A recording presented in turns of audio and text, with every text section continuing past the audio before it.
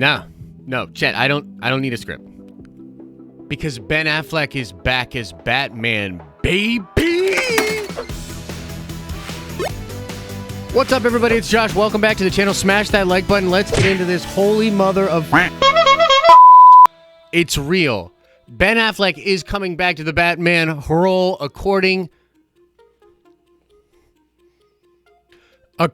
to Vanity Fair. Vanity Fair, of course, being a Hollywood trade. And so although this is not officially confirmed by the studio or Ben Affleck, what do you want me to say? It's real. And I guess we could just jump right ahead to the whole situation surrounding the Ben Affleck news, how I had been a part of this news, and, you know, by covering the cultured nerds scoop that Ben Affleck would be coming back to the Batman role, I was, and they were sort of attacked by certain people out there, a lot of people being very vocal that that would never happen. I'm not gonna lie, guys, it feels pretty f***ing good. But enough of all that, let's get into the actual report. This is an exclusive. It says Ben Affleck will return as Batman in The Flash. His Caped Crusader will appear along with Michael Keaton's in the upcoming movie, which explores a multiverse of DC Comics heroes. This is done by Anthony Breznican. Kudos to you. This is a big get. The article reads, The Flash movie, which is planned to release in the summer of 2022, will feature fast-moving hyperhero Barry Allen, played by Ezra Miller, breaking the bonds of physics to crash into various parallel dimensions where he'll encounter slightly different versions of DC's classic heroes. It's an adaptation of DC's 2011 Flashpoint series of comic book crossovers directed by Andy Muschietti, the filmmaker behind the recent adaptations of Stephen King's It and It Chapter 2. His Batman has a dichotomy that is very strong, which is his masculinity because of the way he looks and the imposing figure that he has and his jawline. But he's also very vulnerable, Muschietti said. He knows how to deliver from the inside out, that vulnerability. He just needs a story that allows him to bring that contrast, that balance. Affleck got the script at the end of last week and agreed this week to join the project. He's a very substantial part of the emotional impact of the movie. The interaction and relationship between Barry and Affleck's Wayne will bring an emotional level that we haven't seen before, the director added. It's Barry's movie, it's Barry's story, but their characters are more related than we think. They both lost their mothers to murder, and that's one of the emotional vessels of the movie. That's where the Affleck Batman kicks in. Okay, so the article goes on to talk about a couple of different things, but essentially the story here and what is happening from just the perspective of film fans when we go into this thing is that we're going to start in the universe where Ben Affleck is Batman, okay? The Justice League universe. Now, there's a debate to be had on whether or not the Joss Whedon version of Justice League or the Zack Snyder version are the ones that we're playing in now in live action, but we'll get to that later. Point being, when we enter into the Flash movie, we will start in that universe with that Bruce Wayne. Then Barry is going to go back in time to attempt to save his mother's life and create the Flashpoint alternate timeline, and it is there in that timeline where he will meet the Michael Keaton Batman. You see, the scoop by Humberto Gonzalez from the Wrap that happened a couple months ago, that still seems to be accurate. That part of the movie was in play beforehand, and they just added Ben Affleck to it to really sweeten that deal, which is really, really cool. But essentially, that's what's going to be happening. And I'll give Anthony Breznican a lot of credit. This article's interesting. It even goes into the alcoholism stuff with Ben Affleck. And the only reason I think this is pertinent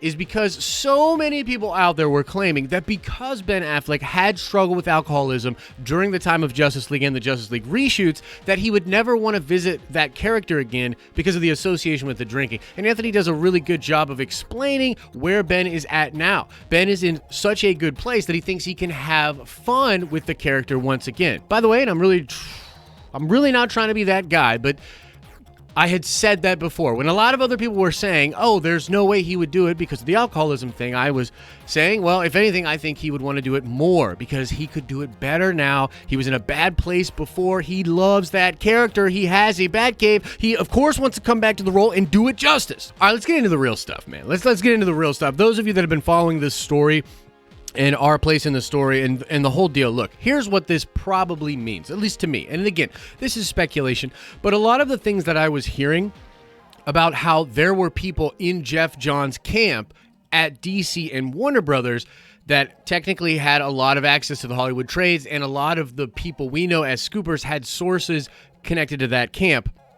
That is ultimately why you have seen such drastic stories. Some people coming out and saying, no, that's not true. No, that's not going to happen. That would never happen. Other people saying it is possible. Other people saying it will happen. And then things going in this direction that's against what other people are saying. Basically, there's a weird power play game being done at Warner Brothers right now. And I don't want to go into the drama per se, but it is worth noting that officially AT&T has opened an actual investigation on what happened during the Justice League reshoots and that whole situation with Ray Fisher. Just worth noting. No, don't necessarily want to get into it. It's also worth mentioning that huge changes happened just 3 days before DC Fandom. I don't know if we're going to get an official Affleck announcement tomorrow or not, but there's likely some things connected to this. Although if he got it last week and signed, I see no reason as to why this would affect DC Fandom, but it's worth mentioning because obviously there's a lot of stuff still in play.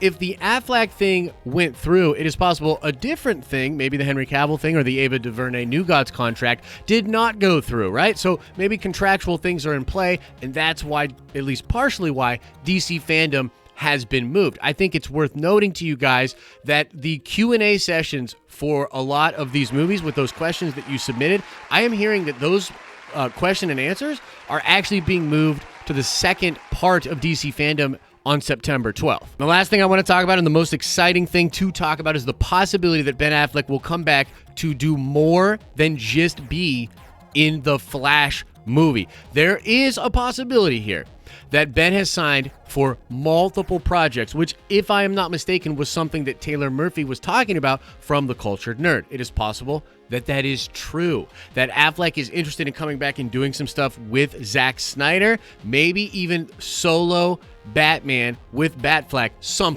kind of project, HBO Max series. Everybody wants to see that Deathstroke face off with Batman, kind of a movie or a show. It would be absolutely epic. Of course that's possible, and anybody that is telling you it is not possible, just look through their Twitter timeline. Were they one of the people that said the Snyder Cut wouldn't happen, and were they also one of the people that said Ben Affleck would never come back? Not trying to go there super hard, but it is obvious those people do not have accurate information, because AT&T is now in charge and they are changing the way business is going down. I am personally here for it. I absolutely love it. But of course, let us know what you think about this crazy story.